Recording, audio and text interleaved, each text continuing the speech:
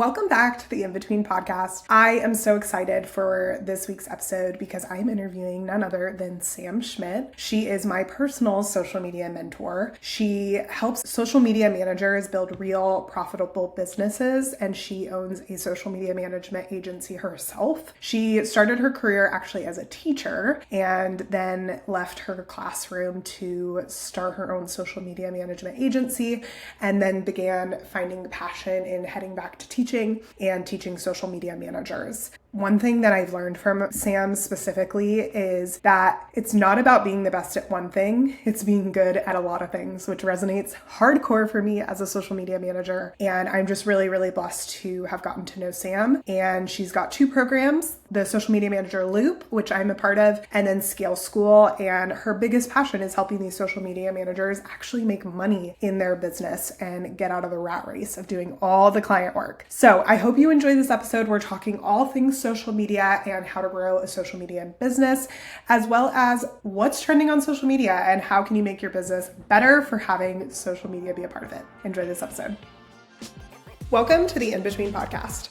I'm your host, Cassidy Owen, and I'm the founder of Cassidy Lynn Social, a social media management agency dedicated to helping brands find their authentic voice online. But more importantly, I'm someone who believes that the real magic happens in the messy middle, the in-between moments that shape who we become. Every week, I sit down with female founders, entrepreneurs, and incredible humans who are navigating growth, failure, and everything in between. So grab a nice coffee, get comfortable, and let's dive into today's conversation. Sam, welcome to the In Between podcast. I'm super excited because you're my first interview for this next season of the podcast, and I was really excited to get you first because I feel like I just have all the things I want to ask you selfishly. So welcome. Well, thank you. I'm so honored. I appreciate it. So you'll know Sam from my intro, but recently, personally, I joined Sam's, I want to call it an incubator because that's what it feels like. We are just a community of social media managers, and she is our fearless leader, and she facilitates so many different conversations and ideas. And I bring that up because this weekend I was binging like all the Sam content on my drive to California.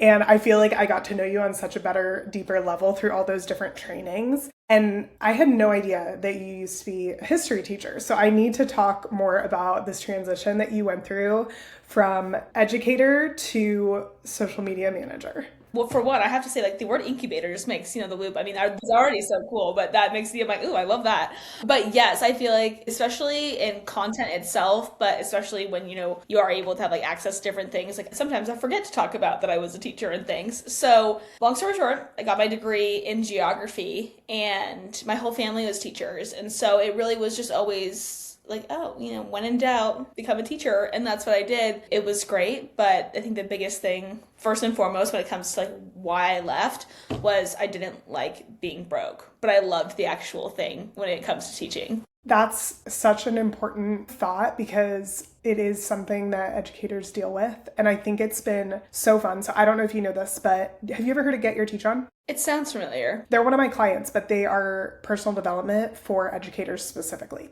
So wow. I really marry all of the things you love because I work with teachers all the time in the realm of social media. And when I first started working for them, I never realized how big social media is for educators. Like there is a whole world for teacher influencing and educator influencing. And I find it so empowering when I talk to these educators because a lot of them are naturally taking what they love and becoming entrepreneurs with it while also still having their teacher license and are still teaching, or they go straight and do all social media, which you obviously took a different approach and started management, which we're going to talk about. But I think it really is one of the more positive sides to social media that I've seen through education is like the ability to build a community outside of what's happening in your four walls. It's so interesting that you say that too, because one thing I've noticed, especially in the past 5 years of building my business, is the teacher to entrepreneur pipeline is so strong. It really is so strong. And I do feel, I'm so glad that I was a teacher before becoming a business owner because it really taught me so many things when it comes to, even from social media management, which we could totally talk about, is like juggling so many different things at once. I mean, I don't think that was a skill I had prior to teaching, and having that and then going into, entrepreneurship and then social media management, it was night and day. But I think there's also too, when it comes to teaching, is I loved teaching. I loved the idea of, taking something complicated than making it simple, all the things that come with teaching. Like I said, I was a high school teacher, but I really think that the online space, while is so nuanced in so many things, it has allowed me to teach again in however I want. And that's also so fun too.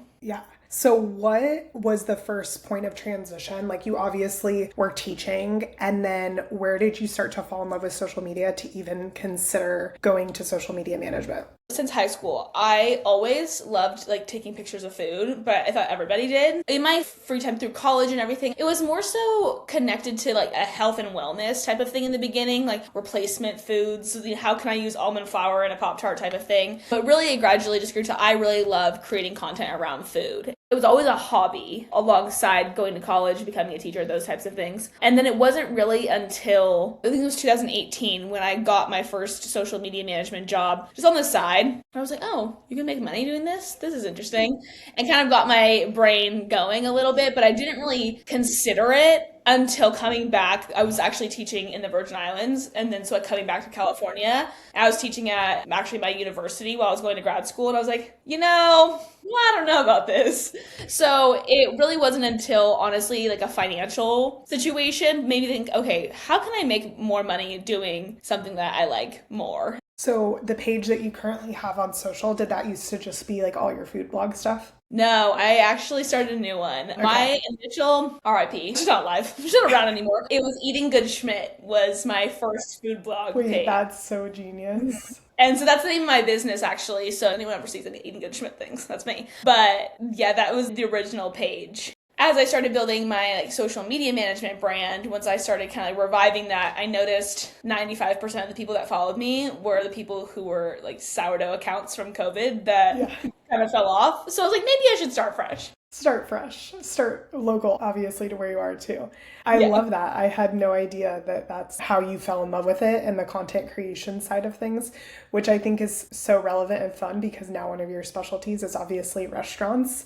And so you've combined all of these different loves and you're able to do all of the things. How was that jump from education into owning your own business? Like, did you go slow into it or did you jump right into it and you were like, gosh, now I have to figure out how to make a steady income? Because I think that's the part that trips people up is that in-between moment of like, okay, even if I'm maybe an educator and I'm not making million trillions of dollars, it's still that safety net of getting a paycheck every week, which obviously when you start a business, that doesn't always lean to be the case. No, totally. I mean, there is a security there nonetheless, even if it's not the most abundant. I feel like I'm lucky in a way, or my stars just aligned the way they kind of were supposed to, because I was already feeling really itchy towards not only teaching, but in living in the Virgin Islands as well. I was just really feeling like, okay, this might not be like my forever place. And then March 2020 hit, and it really just was like, oh, okay, I'll go home. And so I really had that to really give me a life shift. I think everyone, if not everyone, most people had a pretty big life shift during that time. And so that was really what almost pulled the trigger for me and got me to come home and really start reevaluating what I wanted. As far as the transition, my first client, I was still working in the restaurant as I transitioned. So I was definitely not the kind of story where I was like, oh, I'm going to go all in and I started from zero. I would never be able to sleep. So I'm all for transitioning if you can, but I know obviously, having a full-time job and transitioning can look different. I just think that my stars were a little bit more in line because as I got more clients, I started petering off my serving shifts and things like that. But with that said, since I did have a social media management client in 2018, I knew how much work it took. So I knew from the jump of starting my business, I can't charge $600 a month for this. I was like, I don't know how much I can charge, but it can't be that, because it actually posting at the time, it was actually a crouton company. I was like, posting photos of croutons is actually a lot of work. And I need to be aware of that. But I really highballed my first client, which a lot of people don't do. I thought they were going to negotiate with me, and they didn't. So I feel like my story is a little unique in that. Yeah, I think that's good advice though, is to have something on the side. One, so you don't get bored in the interim where you're trying to pitch new clients. And then two, it does give you that cushion. Because I did the same thing. I was a Pilates instructor, which is similar to serving, right? Not that you make your own hours, but it's usually later in the day. So I had all morning to really focus on building and pitching and all of those things. And it does make you feel like, okay, at least this little bit of money is coming in, that once I sign a client, I don't feel that stressed if the inevitable happens. But I want to talk a little bit about what I'll call the $500 social media manager that everyone thinks exists in this world, because I think out of all the people that I've met and know, you are the number one advocate that doesn't. And I want to kind of go from both sides. Like, I want to educate on the people who want to hire, like, why does it not cost $500 and where did that misconception come in? And then the other side of our role as social media managers, like you said, it is so much time. And even that lowest package takes so much time, why we shouldn't be charging $500. So I think my position on it is a little unique in the way, because usually I feel like when people come at the social media investments or social, outsourcing social media, people usually come at it from a business owner perspective where it's like, I don't want to pay thousands of dollars a month, or the social media manager perspective, which very much now is like, fight the power, like charge your worth, all those things. And really, I think the big issue for both sides of it is the word management. And I think that word in itself, I think if we can really start taking that word and looking at it, it's like my teacher brain, I'm like, look at that word and think about in any other scenario where it's like a restaurant manager or, a hotel manager. It's not an entry-level position. Rarely do you ever get hired as a manager from the jump. Management is meant to be a high-ticket service, but management is also supposed to have a level of expertise and a level of skill intertwined with it, along with the workload. So to your question is, with social media managers, is we need to stop charging what's supposed to be a high-ticket service at these rates, because not only then are we building resent and all these things, but we are setting that standard. But for business owners, is management's not the only option. But I think that's the only thing we ever hear is social media management, social media management. What about social media support? Right? Maybe you can't afford management because it is supposed to be up here, Just because you're not ready to go up to management level doesn't mean that you can't get some sort of entry level support. And I think that's where we as business owners and social media managers have to, really come together and bridge that gap and give more opportunities for social media support. So business owners aren't just like, well, I need social media help and the only way I can get that is management, And so I think on both ends is seeking less management with business owners who only have $500. But then also for social media managers is how can we then, if you want to, serve those business owners, but on a support level instead. I totally agree with you. And that's why I've been playing around with the word social media marketer too, because I don't think necessarily it describes my job differently, but I do feel that word means something different to everyone. Like when I pitch social media marketer, for some reason that word comes off more professional and people are like expecting higher prices, I guess. I've been having this whole chat with chat because I'm like, manager for some reason, like you mentioned, has this connotation, and for some reason it doesn't translate that it's a higher education, a higher role, like more work is put in it than entry level. And I find it interesting that, like you said, we're busting out of this, okay, well, we're not charging $500, but then there's still that narrative and other people are. And so I always say to clients, I'm like, if that's your budget, then you can try that and you can try the $500 person, but there's a reason we've scaled to these prices, including what you get, how I've got here, the trainings I'm doing, all of those things to give you higher quality content and experience. No, totally. And I think that goes for social media managers and business owners as well, as we're both trying to fit all of these things in this box to meet this $500 marker. Is, the social media managers who are newer, they want more clients, they want more revenue, they want to, be able to scale their business. And so they're trying to figure out how to fit management into this $500 box. And then the business owners obviously trying to do that just the same. But in reality, even for social media managers, I always hiss I don't really work with a lot of new social media managers anymore. But if someone was listening to this right now who wanted to get into social media management, maybe you don't start at social media management. Maybe you do start at support, because as someone obviously who is offered social media management, it is a lot. And it's a lot of working parts to be good at. You don't have to be the best strategist or the best videographer, best all these things, but you do have to be good at all of them. And if I was starting my business over now, I would definitely start as a video editor and then a content creator. And then I would work my way up. So not only I didn't burn out from offering management from the jump, but I could also offer it well and offer it at $4,000 a month to business owners who are actually ready for it. Yeah, it's so true. I never realized that probably until the last 1 to 2 years of business, of all the things that I've just been forced to learn because I just have to say yes to everything. And like, I remember when I first started my business, I was like, I have emails from people where they're like, okay, like this is the agreement. And I would write on there, I don't do video editing. I don't do this. And suddenly now like 90% of my day is video editing. It's like, that is truly what a social media manager is we just say yes and figure it out as we go.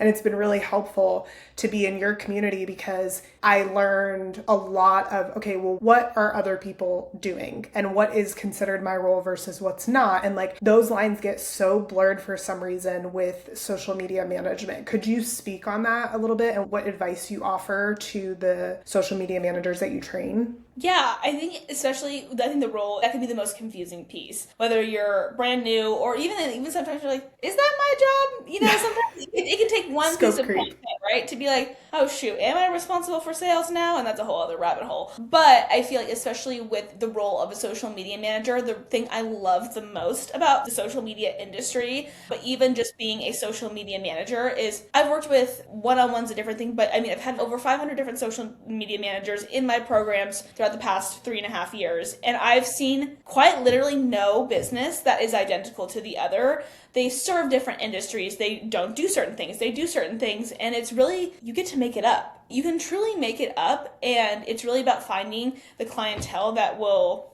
one, adhere to it, but also that can benefit from it, can see an ROI from it. So, when you think about the video editing, I know a lot of social media managers who don't video edit and they have, connections and they do a lot of things, but they basically are like, you know what? This is the part of my business that I don't really like. And when you not only build up an expertise in other elements of social media management, but you also have, and this is like so cliche and it's like mindset and confidence, but truly when you are confident in this industry and you can get on Discovery Club, like, especially when a potential client's looking at you being like, okay, so we need like these video edits and be like, I don't offer that. There is such a power in that. And it really does take figuring it out. And so to kind of backtrack a little bit as far as advice for a social media manager is freelance, be the yes person, figure it out, write the blogs, do all the things that when you're a year, 2 years, 3 years into it, you're like, oh my gosh, I can't believe I did that. I would never do that now. But I'm so glad that I did because now I know exactly what I like to do, exactly what works for my clients. And it quite literally, if a client asked me now to write a blog, I would be like, no,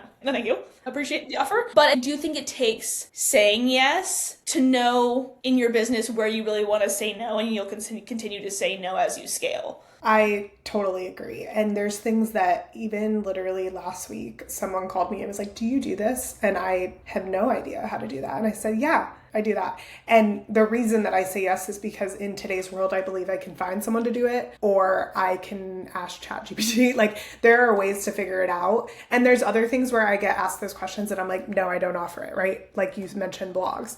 But I think there are ways, if you own a social media management business, to hire out or find people that do it. And you don't even really need to think about it. And that's the world we live in. And it's like so cool that we're able to do that. But it's also like, if you don't say yes to those things, then you don't know. Maybe you end up liking it a lot more just because you said yes and tried it. No, exactly. And then to that point too, on the flip side is ultimately like you don't also say no too. And you don't want to find someone is like, no, I don't, I don't. I think that's another thing too that I used to feel so much pressure around. I think more of it was recommendations or like, oh, do you know a web designer? I would feel so much pressure to be like, yeah, of course I do. Yeah, no, let me go find someone. And there is such a power and a strength in just like, no, I don't, I'm gonna keep doing what I'm supposed to be doing over here, Yep. I'm in my lane and you're in yours. Exactly. So you have so many different layers to your business, which is one thing I admire about you is like you preach hard that you don't have to just do one thing, and you're in a transition. You're pregnant right now, so you're preparing for baby, and you've talked, I feel like, even more about this as you prepare for his entrance into the world. And I would love for you to share the story behind, like, was that always your personality when you first started business of like, oh, I want to coach? Or is it like these offers and these additions to your business kind of grew alongside you as people asked for it? I didn't know anything about business coaching, honestly, when I first started. I didn't even think that was a thing. I had a social media management business for a year and a half before really being in the online world, which I, in a way, regret, but then also I'm really grateful for because I've known my business with and without it. But with that said, is I really started missing teaching around the year and a half mark. I think it started as like social media strategist consulting, like how can I teach people without executing all the time? And then it really just grew into, I built this business pretty successfully and I've maintained it. Maybe I can help people do that. And it really did take a lot of experimenting in the beginning. I didn't offer any kind of coaching offers for the first, I think it was like 6 or 8 months in building the brand specifically for that, because I didn't want to especially take anyone's money if I was like, can I help? I mean, like, I could teach you about the French Revolution, but can I teach you about social media? I was like, I don't know. So I did a lot of testing, and I really didn't want to ever go into any kind of coaching at anything with reservations or feeling like, oh, I don't know if they got their money's worth in that one. Yeah. So that I was hesitant about in the beginning, but then I started selling templates. Actually, I think that's how I started. And then it really blossomed into, I did a lot of one-on-one work in the beginning, which was a lot, but it was so helpful. Like before I built out, Scale School, which is like my bigger like social media management program, before I built out the Loop, like before I did those things that really felt bigger, I really wanted to get a lot of research, for lack of a better word. To answer your question, it really evolved as I wanted to just continually get better at it. I just wanted to constantly be the best social media management coach in the game. Truly, like that is, when I think about my aspirations, that really is it. And the offers kind of just came along with it. I think it's so cool that you meshed your passions together, but you also are really great at teaching, coaching, even though, like you mentioned in the beginning of this episode, each individual social media manager is so different. How we run our businesses is so different. There's no cookie cutter, like go through all these steps and here you are. And so it's got to be hard to continually coach when every single person that you're interacting with has a different type of business, serves different types of clients. And I think that was the thing that was crazy to me is like, I remember my first office hours in the Loop and everybody was asking questions, but you could tell they were like restaurants. And I have not ever once had a restaurant client. And I'm like, that is like a dream to me. But all these girls were like specifically restaurant social media managers, right? So whenever I get in my head about it, I'm like, oh my gosh, like there are industries not even tapped into that social media managers will eventually tap into, right? Like there's so much for everyone in this industry. Oh my gosh, no, truly, like some of my favorite social media managers to work with are the ones who come to me like, I want a niche into dentists. I'm like, yeah, you do. Or like construction workers, or like food, beverage, wellness, beauty, all those different things. I feel like those are like the sexier industries, right? But if you can find a little corner, I'm coming from food and beverage, so I'm in one of those categories. But it's like, if you can find a little corner that you really like, that makes sense for you, and it doesn't always have to be an industry, but if you can find that little corner, oh my gosh, I think that's where you can just make so much money and people can quite literally flock to you, honestly. Yeah, you can thrive because then you know what works, you know what doesn't. Like you're constantly just choosing things every single day, every client. I think I, for so long, have resisted any sort of niche because I just love being able to have so many different people. And it's only been in like the last 6 months that I've been like, oh, there's a thread between all these new clients I'm getting. And there's a reason that they're all coming to me and it's for specific things. And so it's been fun being in your container with people who either are or are not niche down and seeing, hey, they've both made success in their own right. And I think a big thing too is, I think the word niche has ebbed and flow with its connotation. Sometimes it's positive, depending on who you talk to, sometimes it's negative. I really love the word specialization because I think it doesn't have to be an industry, even though I had chosen an industry in the beginning, but as I built my personal brand, I was like, wait, I'm now good at this. And so they had two parts of my agency where it was food and beverage and then service providers. It's like, you don't always have to stick to just one. I think becoming known for something and having a specialty is so much more important than figuring out which industry. If anything, it's type of personality, type of business owner. They sell products. It doesn't have to be like this tiny, tiny box that you put yourself in. But I think being known for something now is the most important asset you can have, especially, I talk about all the time, is like building your brand alongside your business is truly the most important thing. And as long as you can be known for something within that, I talk about food and beverage all the time. I still got acupuncture clients, genetic counselors. I got so many different people. Just because you talk about one particular thing doesn't mean you won't get clients in other worlds. Yeah, Absolutely. So, like you mentioned, you've trained so many different social media managers, social media experts. What do you think is the biggest difference between the people who make it and the people that continue to push through and the people that maybe don't? And they're like, this is a hobby. I don't know if I'm going to pursue this full time. The people that succeed and the people who make a lot of money are the ones who have figured out how to find the balance between scaling and being a business owner and being in that client rat race, and also building your skills and staying on top of what's going on at the same time. I think a lot of times the social media managers who burn out get so focused on the client rat race, they forget how to be good at social media. If you haven't refined your skills from the like really pretty latte, reels with the text overlay from 3 years ago, if we're not doing anything else, and you're just focusing on the scaling part, it's going to lead to like some sort of burnout situation because you're not going to be able to keep clients. So I think long story short is like, if you can find a way to always be refining your skills, always be improving. I mean, you and I both know it's like when you look at the Reels tab, every single video looks like a movie right now. Is like, I didn't know how to video edit like that 2 years ago. Is you have to constantly be evolving in your skills, but then also prioritize the business element too. And I think that's where I see a lot of social media managers either fall apart or really burn out and kind of close shop, is because they're doing too much of one and not enough of the other. I think also something I've noticed is if I don't have time for those things, which the Loop has solved that a lot for me, just because there are so many opportunities to, even if I'm working, hop on a call and like listen to either industry updates or ways that we can grow both business and social, but also realizing hiring, right? I had someone on my team and she was really, really great at Reels, and making sure that her time was well spent on, hey, how can we make these reels better if I don't have the time to spend on it?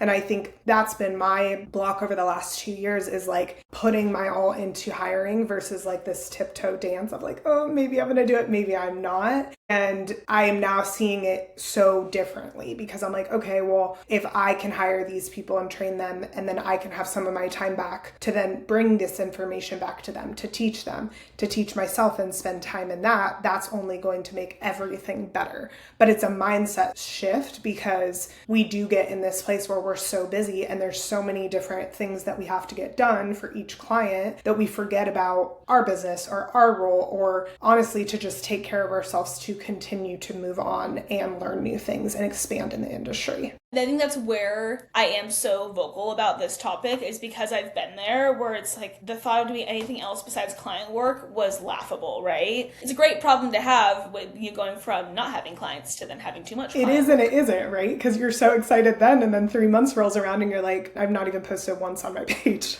No, exactly. And I'm trying to think, I'm looking back, could I have even told myself and what I've listened to, like, okay, you actually are at capacity, you can't take on that additional client? Because I think if there's a way, you have to know yourself and know how you can be accountable to yourself, is knowing that building your brand and refining your skills is a part of your capacity, then like that's how you'll actually be able to scale. It's actually not that other client, because like until you hire, right? If we can never compromise those two things, that's how we can continue to make a lot of money in this industry. It's just easier said than done, It is. And I think something I've really focused on is being more transparent about pricing, because it used to be so cliche and like, oh, you don't ask about that. And then I would just literally go on coffee dates with at least people in Vegas and be like, what are you pricing? Like, and if they were weird about it, like, sorry, but it helped me because then I was like, oh my gosh, I'm even still a little below what the industry rate is in my city.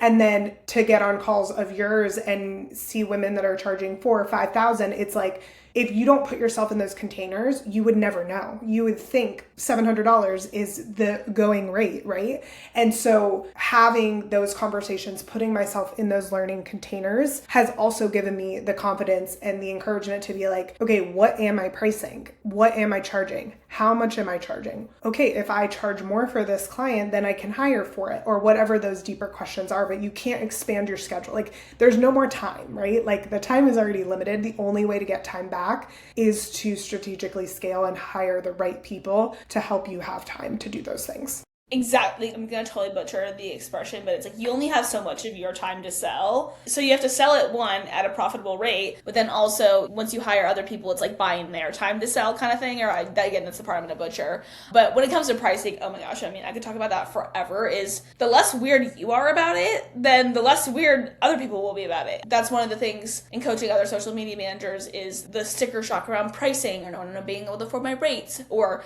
getting super sweaty on calls when the pricing comes up. Is just don't be weird about it. If you're weird about it, they're going to be weird about it. And it wasn't honestly until I was in the client's role where I understood how weird it was. Where, remember when I first started, like, especially in the online world, it would be like, just ask them what their budget is and then like build a package from there. And I was like, okay, in theory, that makes sense. That's fine.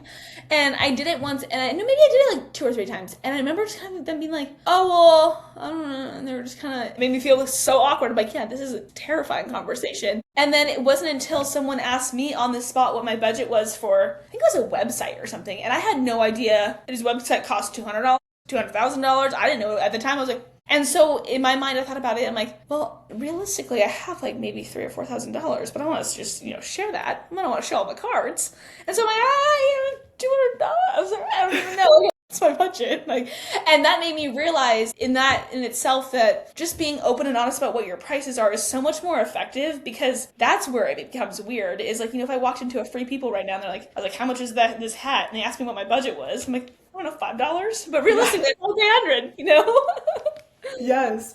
And I think what's important about that conversation is some people don't care, some people do. And if they do care, they'll tell you. Like, I don't ask budgets on my call. I don't even bring up any finances on the first consulting call, because I'm just like, do I even like you? But the people that ask or are concerned about pricing are always the ones that are either the hardest, or they're like trying to make it work when it's just out of budget. And I've learned that the people that just let the process go the way it's supposed to go are like, okay, cool, like, fine. And another thing I've learned is there was a eye-opening moment to me where I didn't get a client, and they went with more of a broader, bigger marketing agency who has a lot of big dollars. They have several layers of their marketing, right? Like, here's an email, here's all these different people. And the person ended up coming back to me. And what I realized was they didn't like being tossed around. They liked that it was just me. And maybe I didn't offer or hadn't have all those same offers. But in my head, I'm like, I can't even imagine what their budget was. Like, you probably paid what, 10, 12 grand on theirs. I mean, you could pay my prices, right? And so I think 99% of the time, it's the conversation that's going on in your head. You have no idea what's going on across the screen or across the coffee shop. You're projecting that onto them about your beliefs about what you're worth or what you're willing to pay for something like this service. And I think, to wrap it all around, when you are spending time educating, when you are spending time growing and learning more things, you know your worth and you know your value because you know the work you're putting in, and it's much easier to pitch a higher package when you know that. 100%. I even think, to like your point when you're talking about too, where it's like you're projecting, is again something that's totally not mine, and I'm gonna butcher it, but it's like, don't assume how much money someone has. Don't assume someone's budget. There's been so many times I've gotten on calls where I'm like, this is before, because now I just put my prices. Like, if I could write it on my forehead, I would. We don't need to chit chat if you're not ready for it. Yeah, you're not gonna pay this. Point of entry is, can you afford me, and then we can talk. But I think I've gotten on calls where I'm like, I don't think they're going to be able to afford it. I have no bearing on that. Who am I to know? Yeah, and then they're the people who I've said my prices and like, okay, cool. Anyways, where do we sign? I'm like, what? We waste so much energy making assumptions and getting ourselves in these holes, where at the end of the day, if people can't afford us, people can't afford us. Something that you taught me to on one of our calls was that adding it to your website, like your base pricing. And I started to do more personal brand, and I was getting a lot of people making calls, and then totally could tell they thought it was $500-$700, right? And so now on my website, I have it listed like, hey, this is bottom of the barrel social media management price. Yes, you can afford that. No, or you're interested in a lower ticket offer, which is, like you mentioned, like strategy or whatever that is. And that has also made me more confident in it, because I know the expectation was already set when they made this call, right? Like, they had to fill that out. Everyone had to fill it out. And they already know nothing is going to be lower than that. And that automatically puts the confidence at a different level, because it's like that conversation was already done for me. Exactly. On my lead forms for my discovery calls, your name, your email, and that question are the only thing that are required. Like, you cannot bypass that. You cannot book a call with me unless you have addressed, like, yes, you can afford my starting rates, or you're ready for support until you are. Because that's truly like what I was thinking about, more so from my own perspective with scaling, but then eventually in coaching, is how can you make yourself sweat less on these discovery calls? Because if you're sweaty and weird, like, people feel bad. And that has helped so much in the sweat. Yeah, it was such a easy, simple tip. Like when you said it, I was like, why do I not have that? And I like told one of my friends, because I'm like, doesn't even matter what industry you're in, right? Like website, branding, whatever it is, everyone has a base price and they will not go lower. And if you're setting those expectations right off the bat, one, it saves time. Like one week I was doing 5 calls and none of them were going to be good leads. But because I didn't have that one question, they all got funneled to my calendar. And it's like, okay, I just saved potentially 2-3 hours just by one question and setting that standard from the beginning. It will change the game. I think it's just about ripping off the band-aid, because I think it feels really scary for a lot of people, especially anyone who's feeling like, oh, but I can come up with something on the fly for them, or oh, I'm just having them turn away. Like, no. Well, and that's the hard part too, and I'm guilty of it, of just like wanting to help everybody and wanting to be of service to everybody. And I think it's one of my favorite qualities about myself. Like I love to help and care. My therapist always says it's also your weakest link, because you help people who they're not yours to help. And with business, I've had to like really learn that lesson the hard way of like, that is so sweet that you want to help them, but you're just not the person because they're not able to help you back. That really can be such a hard lesson because it comes from such a kind place. But at the end of the day, you're taking on way too much. You're not getting compensated for it.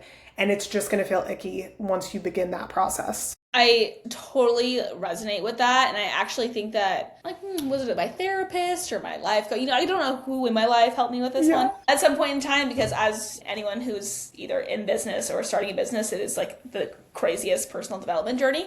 And especially coming from teaching, but then also being a woman, is I think that we're so programmed and taught to like making a positive impact. We like sacrifice money in that. Like you can't always have both. Or it's like, oh, teaching, but you only don't get paid that much. And oh, this, whatever. But then there's always these caveats, or these like sacrifices. One of the biggest things I wanted to go into business for, and like with the mindset of, is I want to make a lot of money while also creating an impact, having an impact. And those two things can go hand in hand. But in order for me to get out of my how can I just how can I help everyone? The way I got out of that was I put myself first. Is like, okay, I want to make a lot of money, and like this is how I'm going to do that. And then everybody else who can afford me will be impacted positively. Like everybody that comes into my world, I know is impacted positively because I've been able to scale it. I've been able to build a profitable business that allows me to show up 100%.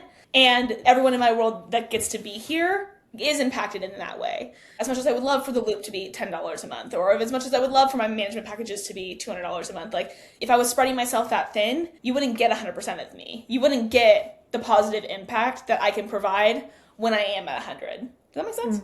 Yeah, no, it totally does. And the beautiful part of social media is like all of those people can still be served by you, right? Like, especially with what you do on your page, like you could just follow Sam and you would still get free social media tips or how to run your agency. Like you're still being served. And yeah, it may be on a very low tier offer, but there are people who would save up and eventually be able to join the loop or do scale school or whatever the other offers are.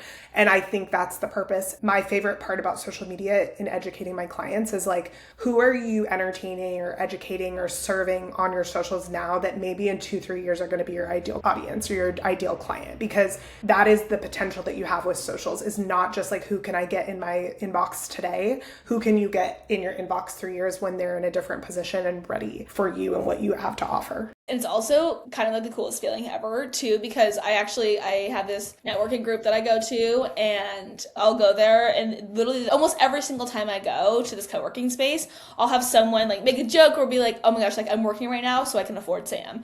And me 3-4 years ago, I've been like, oh, like let's find a package, like let's do something, like oh my god, you want to work with me. And now it's just such a compliment where I'm like, yeah, you know what?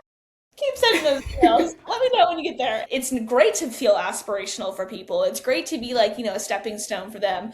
And it's more of a compliment than anything. But it really is just like standing your ground and knowing what you can and can't do at certain price points. Like I said, I'm like, I can't wait to give you 100% because I won't give you 20. Yes. Okay, on the social media note, I want to do some fun social media questions for all the business owners listening and are like, what the heck is happening in social media world? So I really would love to chat about where social media is today. I know we've been talking a lot about like making yourself recognizable. That's one of the reasons I believe that founder-led content is doing really great right now, because it's recognizable. But I would love to hear like a couple things from you, maybe 2 or 3, that you're like, if you're on social media as a business owner right now, you need to be doing these things. I think repetition is really important, but not repetition in the way that we think of. Especially a lot of founders and business owners consume a lot of social media education content, and that can be really overwhelming. But I think a lot of that is around series right now. And don't get me wrong, I think series are great. I think there is such a asset and such a resource there if you can build that out. But I also think for a lot of entrepreneurs, founders, a lot of creatives, we have so many ideas for so many series. Like, talk about putting yourself in a box is, I think, getting out of our own way when it comes to refining into a series or a specific topic and like, okay, I'm gonna talk about this and then every week I'm gonna do this. So to that point is focusing less on the structure, on the series, on this is how my hook has to be and this and that, all the rules, and instead being repetitive in your location, being repetitive in like the fonts that you use, then just talking about the things that you want to be known for and like letting those umbrellas be really broad and wide until you really figure it out. So like experimenting, not doing the same things, but you're talking about all different things in the same location that you're shooting the video. So at the end of the day, you might have been talking about zebras last week and you're talking about 401ks this week, but at the end of the day, you're not unfamiliar to me because I've seen your face before, I've seen your voice before, and you're in the same spot. And so at the very least, I have recognition.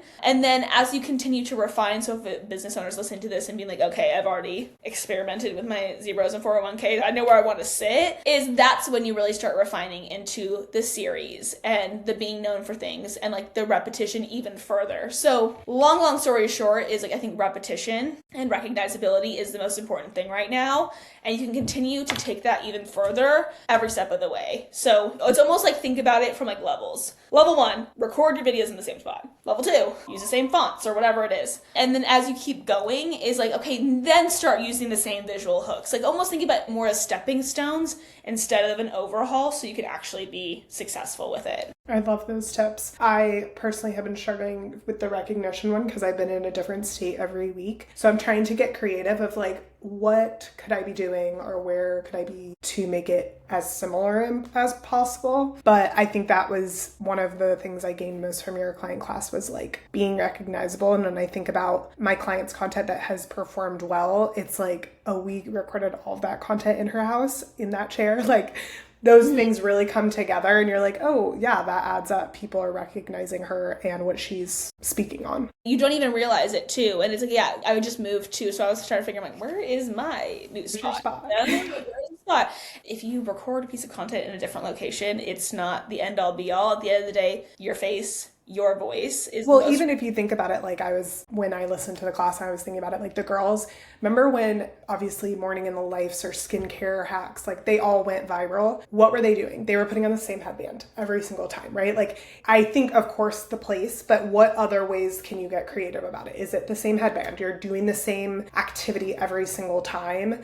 And that's why those things went viral and they were super popular, is because that recognition, oh, she's doing her skincare. She may not even have been talking about skincare, but you were watching and you were looking for it and consuming whatever she was talking about. Exactly. And there's comfort in that. And I think that, we're going to be everyone's comfort creator? No, I can't imagine that. I wouldn't say like my content is like the most aesthetic and comfort related, but me as a person and as someone whose content they've watched before in itself can create comfort, even if I'm talking about something different every single day. Absolutely. Well, I want to thank you so much for coming on the podcast and sharing all the social things. I always love to finish the podcast with just a couple like rapid fire questions. So first one is your favorite social media channel. Instagram. Because this is social focused, I would love to hear your favorite app to edit in. I always use CapCut. Sometimes like edits will like cross my desk, but like CapCut. Yeah, same. And then the last question is, what is an in-between moment that you had to deal with? And if you had advice for someone in an in-between moment in their life or their business, what would you say to them? I think about my program Scale School, and I actually relaunched it 4 different times in 4 different formats because even like we talked about earlier in the episode is I was so driven to making it work for all social media managers, and that's a really hard thing to do. When I think about the in-between moment, I think about that first time I launched Scale School, and I was like, okay, like I could sell this evergreen, like I could, but in my gut, I felt like it's not going to work for everyone. I can't, like, and I think whenever you feel something in your gut is not 100%, and that's not even coming from a perfectionist point of view because that's so not me, but it's like when you feel it in your gut, like don't ever do anything in your business just to do it. If you don't feel it with your whole chest, then it is time to pivot or it is time to do something different, because I truly believe, and I am coming from a social media perspective, is like don't ever put out a piece of content that you don't want to watch 400 times. Don't ever, put out something that you don't want to obsess about. And it really did take me so long to get to this point with this program, even though I knew it was good, even though I knew it was helpful for the people that were in it. It took me so much trial and error to get to a place to go evergreen where I'm like, this can work for every single person, whether I'm attached to it or not. And I know that's not always like the sexiest or the most glamorous passive income hot thing, but in the long run, will make you sleep so much better at night. Yeah, I love that. And it's so true because anytime you decide against that gut feeling, it'll come back to you. And it's not always the most fun thing to deal with. And it'll be an email from someone being like, what the heck is this? Yes. And I never wanted that, so we're good. Amen. Amen. Well, thank you so much, Sam. I really, really appreciate you and am so grateful that I came across your page and have been diving into your community because it truly has blessed me in more ways than you know. And I'm so excited to have you on the podcast. Thank you for having me. This is also, I meant to say this throughout every single time you're talking, I'm like, thank you for being the best commercial for the Loop. So it's like, Hey. not only does it make me feel great, but like, this is awesome. So I would not lie, I have too much integrity for that, but truly, like, I could not find a container like this for social media. And it was funny because I had a friend, she had joined a community as a therapist, and she was like, listen, like, I love what you're doing in social, but I need therapy support for this. And it was like a therapy social media class, how to sell therapy, right? And it changed our trajectory because I'm not the professional in that industry. And it was simple things that like I would never have picked up on, but simple wordings that needed to be switched. But it was an industry specific. And it was like a light bulb had lit inside me of like, well, I was never supposed to know that. Like she came on board and she cared and she collaborated in a way that made sense. And now it's really had a successful impact on both of us. And I remember thinking, man, I wish I had this for social. And then as fate would have it, a few weeks later, I stumbled upon like, I had followed you, but your offers. And I was like, wait, this is that for social, right? And it's not competitive and it's not against each other. And it's just been a really great blessing that honestly has saved me from burnout. And I've only been in it for like, a month? So I'm really excited to see where it goes from here. And I'm proud of you and just so excited to be a part of your circle. So thank you. Thank you so much. That just made my whole day. And for having me. This was great. Yes, thank you. Thank you so much for hanging out with me today. I hope this conversation gave you exactly what you needed to hear, whether that's permission to slow down, motivation to keep going, or just a reminder that you're not alone in the in-between moments. Now, if you're a female founder or a value-driven brand looking to build meaningful connections on social media, I'd love to work with you. At Cassidy Lynn Social, we help brands express their authentic voice through strategy-driven social media management. Head to CassidyLynnSocial.com to learn more about how we can work together. And if you've loved this episode, please share it with someone who needs to hear it. Screenshot it and tag me on Instagram at Cassidy Lynn Social. And if you're going through your own in-between moment right now, keep showing up. The growth is happening even when you can't see it. I'll see you next week for another in-between conversation.